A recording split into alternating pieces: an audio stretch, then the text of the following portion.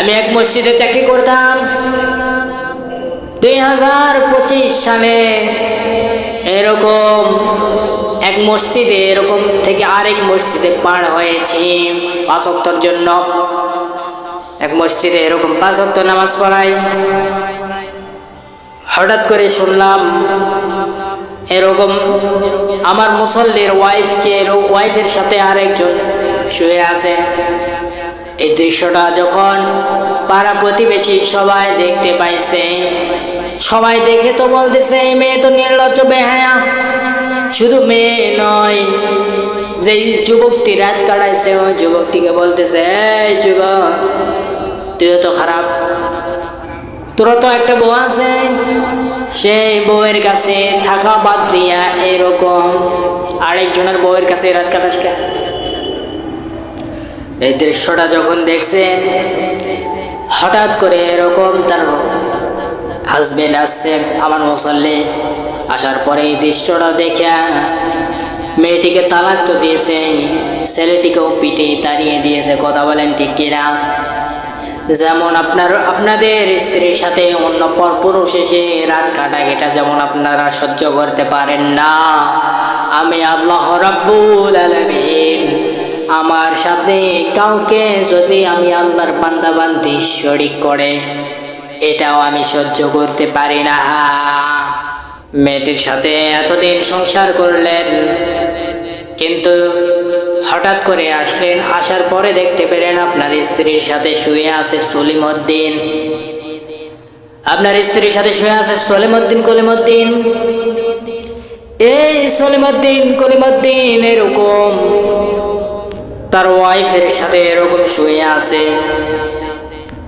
এটা এই দৃশ্যটা নওগাঁতে কাজকর্ম সেরে এসে এখন দেখতেছে সলিমউদ্দিন কলিমউদ্দিন এসে তার ওয়াইফের কাছে শুয়ে আছে।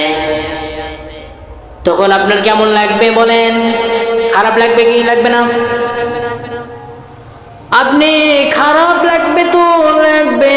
আপনি শেষ পর্যায়ে কি করবেন? আপনার স্ত্রীকে মারতে মারতে আপনার স্ত্রীকে তালাক দিয়ে দিবেন। কথা বলেন ঠিক কিনা? আমি মনে করি স্বামী যারা রয়েছেন, আপনাদের স্ত্রীর সাথে যদি এমন করুণ ঘটনাগুলি ঘটে, আপনারা কি আপনার স্ত্রীকে রাখবেন? আমার মনে হয় তারা রাখবেন না। পিটতে পিটতে তাড়িয়ে দিবেন আপনার স্ত্রীকে। কথা বলেন ঠিক কিনা? মায়ার জান, তুই কিছু বুঝিস না। তুই আমার সংসারে আছিস, তোর সাথে আমি সংসার করতেছি, তোর সাথে আমি থাকবো। তুই সলিমউদ্দিনকে টানে নিয়ে আসে রাত কাটাস কেন? ঠিক কিনা বলেন? শেষ মেশ তাড়িয়ে দিবেন, এটা কিন্তু পছন্দ করবেন না। তেমনি করে আল্লাহ রাব্বুল আলামিন ওই বান্দা বান্দিদেরকে পছন্দ করেন না। কোন বান্দা বান্দি? যারা আমি মওলার সাথে যারা শিরক করে, এদেরকে আমি আল্লাহ পছন্দ করি না। কাল কিয়ামতের ময়দানে এইরকম এমন এমন দৃশ্যগুলি দেখা যাবে। আল্লাহ রাব্বুল আলামিনের কাছে বারবার চাইবে, আল্লাহ আমার দিকে একটু তাকাও। আল্লাহ রাব্বুল আলামিন ঘুরেও তাকাবে না, শুধু তাদের দিকে তাকাবে যারা আমি আল্লাহকে বাদ দিয়া অন্যের সাথে এরকম অন্যর কাছে চাওয়াচাওয়ি করে নাই। আর যারা আমি আল্লাহর সাথে শিরক করবে, কাল কিয়ামতের ময়দানে এরা আমার কাছে এরকম তাকাবে। আমি আল্লাহ রাব্বুল আলামিনের কাছে চাইবে, আল্লাহ আমাদের দিকে একটু ফিরে তাকাও। কাল কিয়ামতের ময়দানে আল্লাহ রাব্বুল আলামিন ফিরেও তাকাবে না। তখন আফসোস করা লাগবে, কেন তুমি চাইছো না বাবার কাছে, তুমি চাইছো না মাজারে গিয়ে কেমন লাগে এখন ঠেলাগুলো বোঝো। কথা বলেন ঠিক কিনা? এই জন্য জীবনে চাই হয়ে যায় আল্লাহর সাথে কাউকে শরীক করা যাবে না। আমি যে উদাহরণটা দিলাম, ধরেন আপনার স্ত্রীর সাথে সলিমউদ্দিন কলিমউদ্দিন শুয়ে আছে, রাত খাটায়, আপনি কি এটা দেখে পছন্দ করবেন? আমার মনে হয় না করবেন। আপনি আপনার স্ত্রীকে পিটায়া পাটায়া তাড়িয়া দিবেন। কথা বলেন ঠিক কিনা? আমি এক মসজিদে চাকরি করতাম। 2025 সালে এরকম এক মসজিদে এরকম থেকে আরেক মসজিদে পার হয়েছি 5 ওয়াক্তের জন্য। এক মসজিদে এরকম 5 ওয়াক্ত নামাজ পড়াই। হঠাৎ করে শুনলাম এরকম আমার মুসল্লির ওয়াইফের সাথে আরেকজন শুয়ে আছে। এই দৃশ্যটা যখন পাড়া প্রতিবেশী সবাই দেখতে পাইছে, সবাই দেখে তো বলতেছে এই মেয়ে তো নির্লজ্জ বেহায়া। শুধু মেয়ে নয়, যে যুবকটি রাত কাটাইছে ওই যুবকটিকে বলতেছে, এই যুবক তুইও তো খারাপ, তোর তো একটা বউ আছে, সেই বউয়ের কাছে থাকা বাদ দিয়া এরকম আরেকজনের বউয়ের কাছে রাত কাটাস কেন? এই দৃশ্যটা যখন দেখছেন, হঠাৎ করে এরকম তার হাজবেন্ড আসছে আমার মুসল্লি, আসার পরে এই দৃশ্যটা দেখে মেয়েটিকে তালাক তো দিয়েছে, ছেলেটিকেও পিটে তাড়িয়ে দিয়েছে। কথা বলেন ঠিক কিনা? যেমন আপনাদের স্ত্রীর সাথে অন্য পরপুরুষ এসে রাত কাটায়, এটা যেমন আপনারা সহ্য করতে পারেন না, আমি আল্লাহ রাব্বুল আলামিন আমার সাথে কাউকে যদি আমি আল্লাহর বান্দা বান্দি শরীক করে, এটাও আমি সহ্য করতে পারি না। জীবনে যেটাই হয়ে যায় শিরক করা যাবে না। যারা শিরক করেন, বাবার কাছে যায়, মাজারে যায়, তাদেরকে বলতে চাই আপনারা আফসোস করবেন ওই সময়। কখন? কাল কিয়ামতের ময়দানে আফসোস করতে হবে। কাল কিয়ামতের ময়দানে যদি এরকম আল্লাহ রাব্বুল আলামিন যদি আপনাদের কাছে যদি না তাকায় আপনাদের দিকে, আপনাদের মতো কপাল পোড়ায় এই পৃথিবীতে আর কেউ নাই। এই জন্য শিরক করা যাবে না। আমি আপনাদেরকে উদাহরণ দিব। এরকম আমাদের বাড়িতে আমার চাচি, তার বাচ্চা হয় না। এলাকার লোকজন নানান কথা বলছিল, তোর বাচ্চা জীবনেও হবে না, তুই যদি বাবার কাছে যাস অবশ্যই বাচ্চা হবে, মাজারে মান্নত কর, আছে না নাই? এমন ভাবে নানান কৌতূহল তার মনের ভিতরে সৃষ্টি করে দিচ্ছে।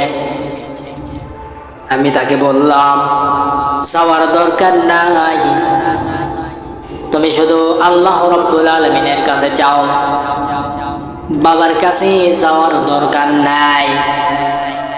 বিয়ে হওয়ার পর কয় বছর হচ্ছে এখনো পর্যন্ত বাচ্চা হয় না। আমাকে বলতেছে তুমি তো ছোট ছিলা, তুমি আমার বিয়ে খাইছ, তখন আমাদের বিয়ে হয়েছে, আজ পর্যন্ত আমাদের বাচ্চা হয় নাই, এখন কেউ ভাই অনেক আমাকে একটা উপায় দাও।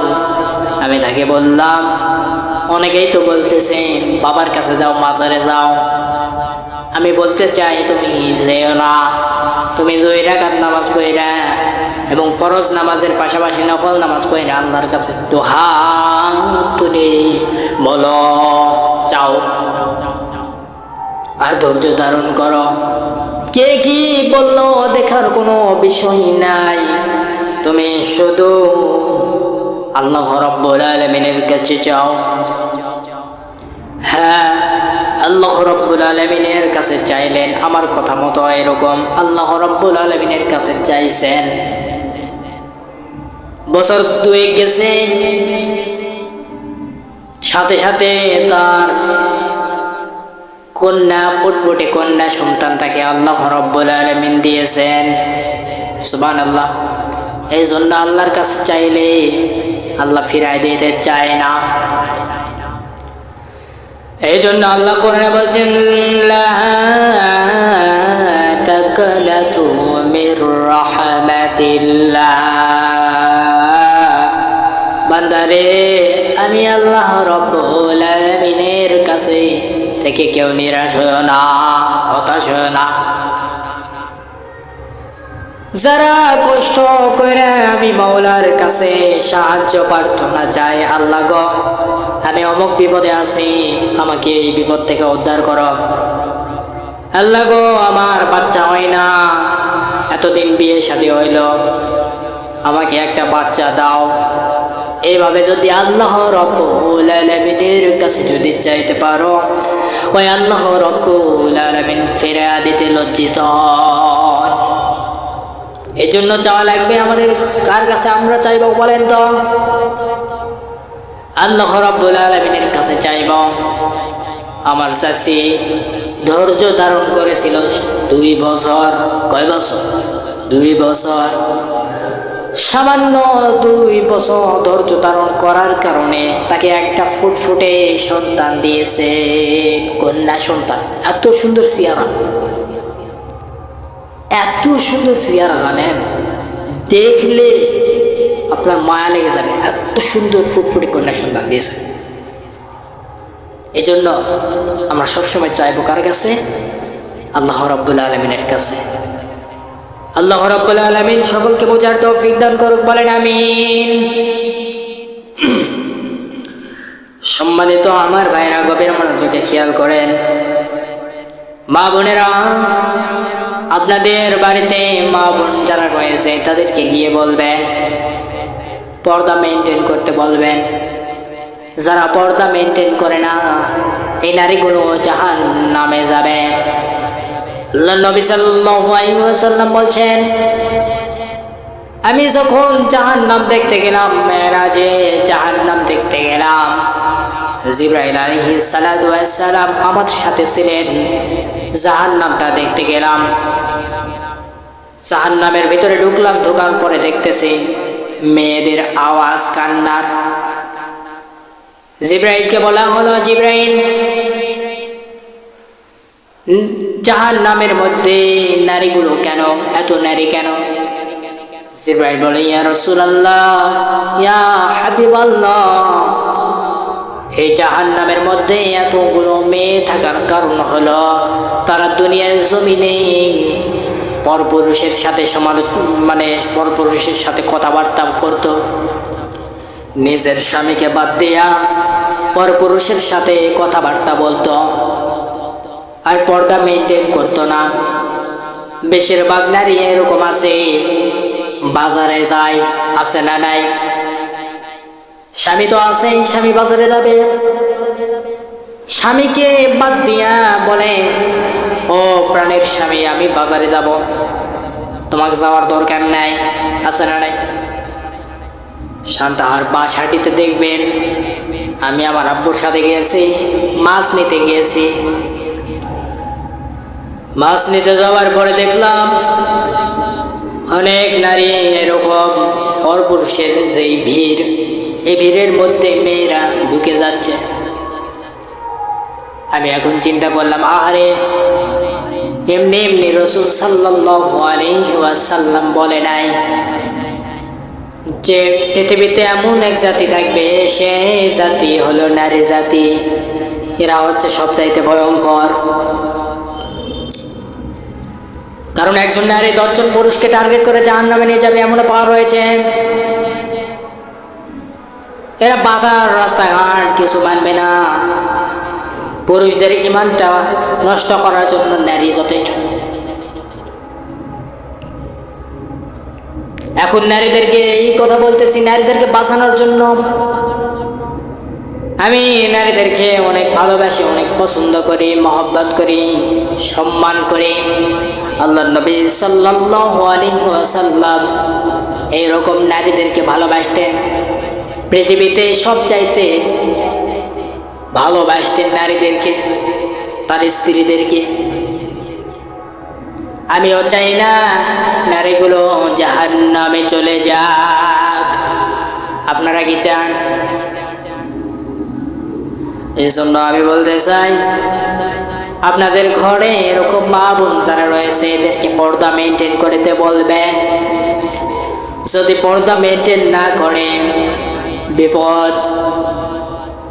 কথা বুঝতে পারছেন?